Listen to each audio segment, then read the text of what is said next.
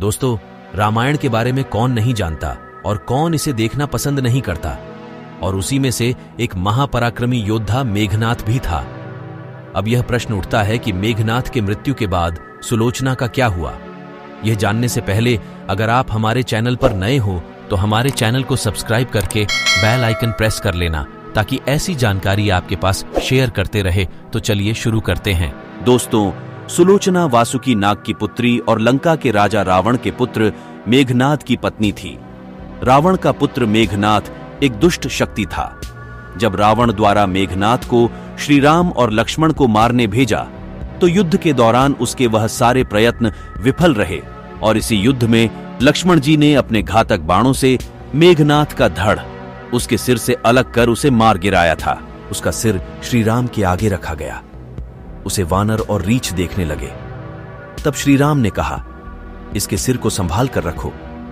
दरअसल श्री राम मेघनाथ की मृत्यु की सूचना मेघनाथ की पत्नी सुलोचना को देना चाहते थे। उन्होंने मेघनाथ की एक भुजा को बाण के द्वारा मेघनाथ के महल में पहुंचा दिया। वह भुजा जब मेघनाथ की पत्नी सुलोचना ने देखी तो उसे विश्वास नहीं हुआ कि उसके पति की मृत्यु हो चुकी है। उसने भुजा से कहा, अगर तुम वास्तव में मेरे स्वामी की भुजा हो तो मेरी दुविधा को लिखकर दूर करो। सुलोचना के इतना कहते ही भुजा हरकत करने लगी। तब एक सेविका ने उस भुजा के हाथ में खड़िया लाकर रख दी। उस कटे हुए हाथ ने आंगन में लक्ष्मण जी के प्रशंसा के शब्द लिख दी। अब सुलोचना को विश्वास हो गया कि युद्ध में उसका पति मारा गया है। सुलोचना इस समाचार को सुनकर रोने लगी। फिर वह रथ में बैठकर रावण से मिलने चल पड़ी। रावण को सुलोचना ने मेघनाथ का कटा हुआ हाथ दिखाकर अपने पति का सिर मांगा।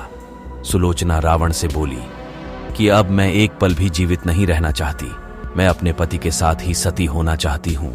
तब रावण ने कहा, पुत्री 4 घड़ी प्रतीक्षा करो, मैं मेघनाथ का सिर शत्रु के सिर के साथ लेकर आता हूँ। लेकिन सुलोचना को रावण की बात पर विश्वास नहीं हुआ। तब सुलोचना मंदोदरी के पास गई।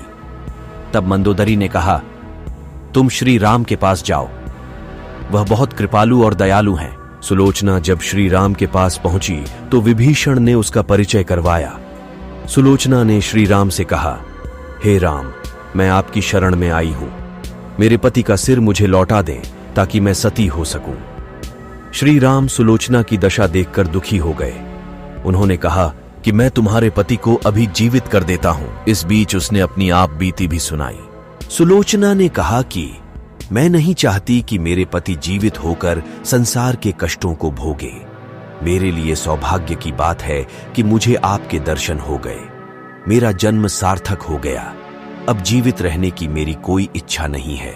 श्री राम के कहने पर सुग्रीव मेघनाथ का सिर ले आए, लेकिन उनके मन में यह आशंका थी कि मेघनाथ के कटे हाथ ने लक्ष्मण का गुणगान कैसे किया। सुग्रीव से रहा नहीं गया और उन्होंने कहा, मैं सुलोचना की बात को तभी सच मानूंगा जब यह नरमुंड हंसेगा। सुलोचना के सतीत्व की यह बहुत बड़ी परीक्षा थी।